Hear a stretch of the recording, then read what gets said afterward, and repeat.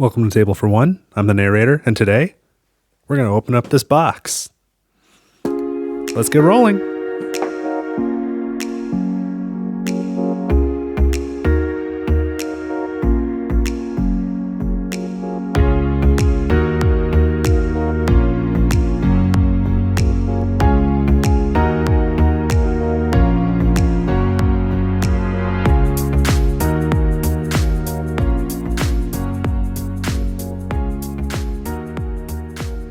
Alright, so today I'm going to be unboxing Unreliable Wizard and also the, standalone sequel, Unstable Spirit Towers, if I understand it correctly. So this is a much smaller box than my previous unboxing videos, and sometimes you really need that. Not everything has to be the biggest, giantest thing ever. So let's see what's going on here. I really love the name Unreliable Wizard. I think that's super funny. Okay, here we go. Here's Unreliable Wizard. And here is Unreliable Wizard and the Unstable Spirit Towers. There should be nothing else in here. Nope, that's it. Super easy, this one. So let's start with Unreliable Wizard. So the premise of this game is it's supposed to be like an old school 8-bit style short RPG for solo only, played with cards.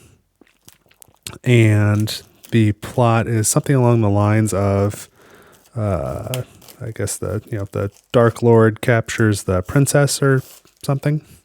And so the king sends a group of heroes to go rescue the princess, and then the whole group of heroes disappears.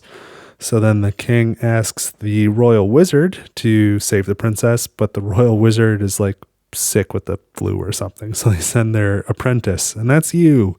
You are the unreliable wizard, and you go out and try and find the princess and save her from the Dark Lord, but you also try and rescue the original heroes that went out too. So there's I forget what there is. I think this is the princess.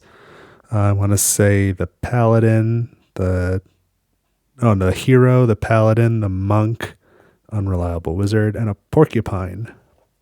Pretty great. Let's see what's in the box. Shouldn't be much. So we've got two manuals, one in English and one in Spanish. And it looks like they're just fold-outs. And this looks a little bit familiar because I looked at the PDFs some time ago.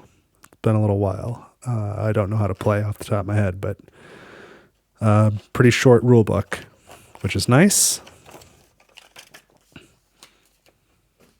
Set those aside. We've got our Dark Lord standee. Some acrylic standee token here. I don't think it matters which way is up. Snap. There we go. So there you go. There's your Dark Lord. Definitely the 8-bit aesthetic. And in here is your free silica packet. You can do whatever you want with that, except read it. Anything else is fine. And here's the wooden wizard meeple. Set that down. I've got a couple decks of cards. Oh, and a divider. Hey, and sleeves. Okay. Did they all come with sleeves? Did I pay for that? I have no idea.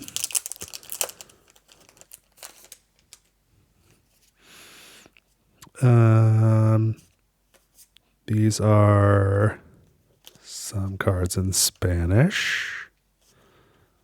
I wonder if that's this whole pack. Looks like it is. Yeah,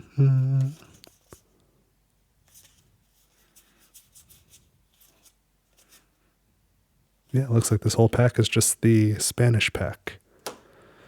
And this is going to be English and the, language-free cards. If I understand that right.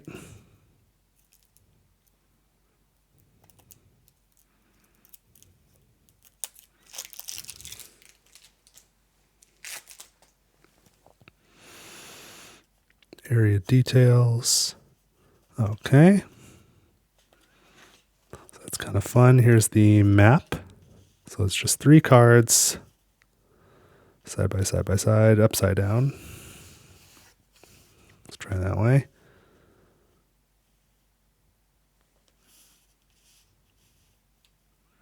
And the Dark Lord is there at the end.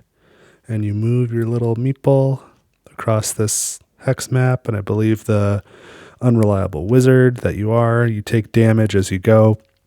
And then there are different encounters that are marked on here, where if you go on those hexes, there's a battle.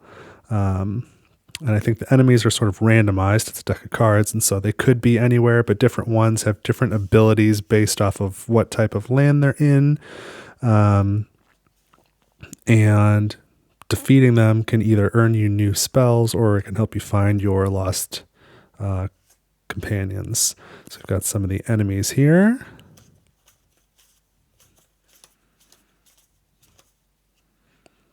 Here's your Grimoire, which is a book of magical spells.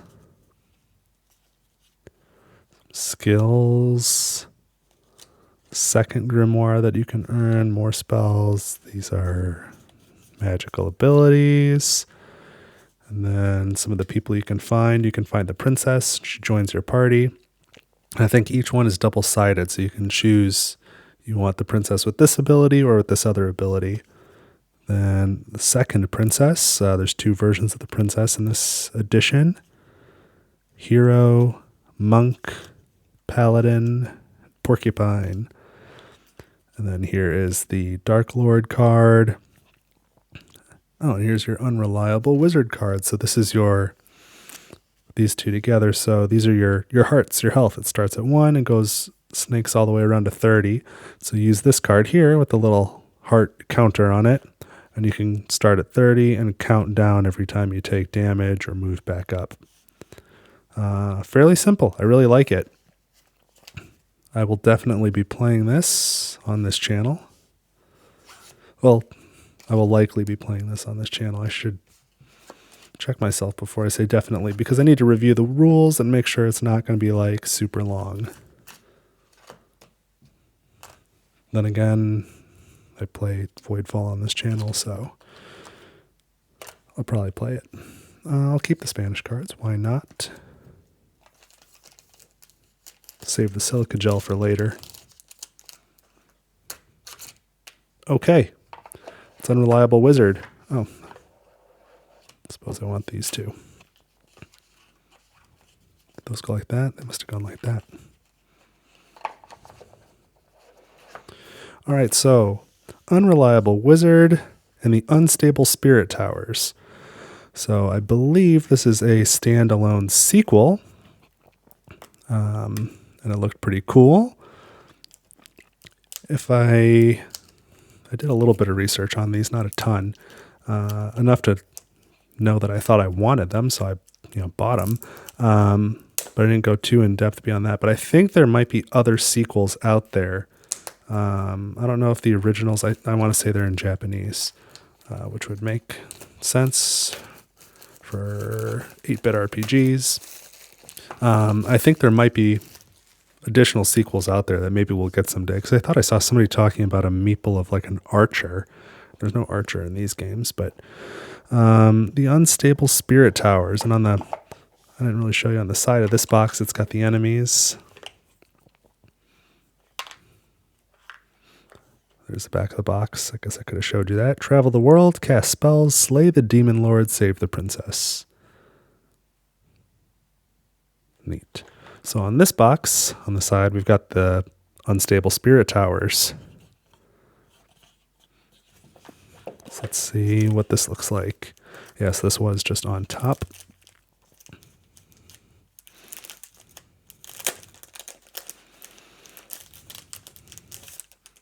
Yes, these are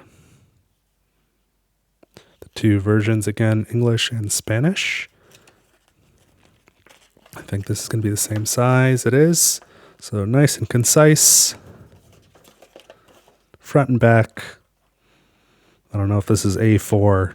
Seems a little longer than 8.5 by 11. I'm guessing A4 or some non-standard size, but lots of pictures and examples. I think this will be very simple to learn. Sleeves again, that's great. I'm going to assume that those were thrown in for free and that I didn't pay extra for them because it just feels better. So these are the Spanish cards again. I'm just going to leave them in there.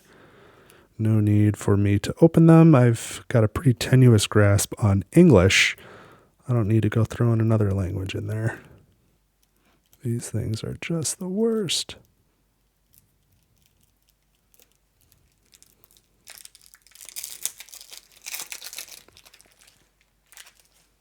Feels like a smaller deck, Unreliable Wizard. But I believe the enemies in this game have a top half and a bottom half.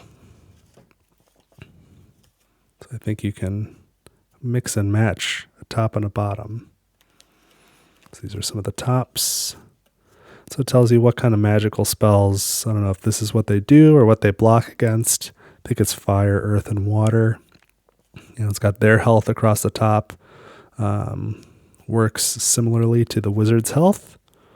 And there's this icon. This game, in addition to hearts, has crystals, and I don't even really know what they do. Oh, and I'm just noticing now these bottoms are like double-sided too. That's a bottom, but you can definitely flip it over, do something there. Good use of cards. I really like cards that can do different things based off their orientation. So here's your crystal counter. You can spend 12 to do a thing. Okay. Well, there's a backside. Spend 8 to do a thing. What's on the backs of all these? Okay. Excuse me. What else have we got? More enemy pieces, crystals on them. Boy, I really don't know what's going on. Oh, a white staff. So yeah, in this one, you can gain a white or black staff and a white or black robe. And you can equip both, but they've got to be matching colors. Some sort of potion. This is super cool. Oh, that was a blue potion. This is a green one. I bet there's an orange one. Oh, no, I guess not. So this one card you use, I guess, to count your health up to 30 and your crystals up to 30. Or on the back side is just crystals. Okay. Here's the map. It's a smaller map. How does this go? Oh, I see. Okay. There you go. So smaller map, but it's got these towers. 1, 2, 3, 4, 5, 6. I think that's where the encounters are. This tower is a different color. So that must be the big bad tower. And then it looks like a white cape, cloak. I already forgot. Robe, white robe. There's a black staff, a black robe, a white staff. And here are those items: black and white staff, black and white robe. And this is the boss. Which I think you combine pieces of these other ones, either that you've previously defeated or maybe haven't defeated, and then makes this one stronger. All right. I like it. No meeple in this one. I guess you just use the meeple. So maybe it's not 100% standalone. Maybe you got to use some of those other pieces. I didn't see any grimoire in here, any books of spells. So I guess you carry that over from the first game. So it's not totally independent. If somehow, somewhere you stumble across Unreliable Wizard and the Unstable Spirit Towers, it seems at first glance like you do need Unreliable Wizard to play it. You'll need to use some of those components. Okay, pop those back in there. That was it. That was super simple. I'm really excited to learn these and play them. And when I've given them a shot and I have a reasonable feeling that I know what I'm doing, I'll play each of them on this channel. Probably a couple weeks apart. I'll play them one at a time, but really looking forward to it. The wheels are turning too. I wonder if there's any additional pieces we could upgrade in these games. Like, I wonder if it makes sense to have meeples for these other characters besides just your wizard. I don't know. I'll have to get into it. It seems neat though. I like the aesthetic. It reminds me of games I used to play when I was a kid. I played I got the first Final Fantasy game on the regular Nintendo when I was, I don't know, 7, like for my birthday or something. And I had no idea what was going on. It was menus. I couldn't read. I didn't know what was happening. It was way above my head, but I had fond memories of playing it anyway. And that's kind of what this reminds me of. So maybe I'll bust out some of those old soundtracks and listen to them while I play. Anyway, this was the Unreliable Wizard and Unreliable Wizard and the Unstable Spirit Towers unboxing. If you've got any questions about the components, or if there's anything else you'd like to see, let me know in the comments.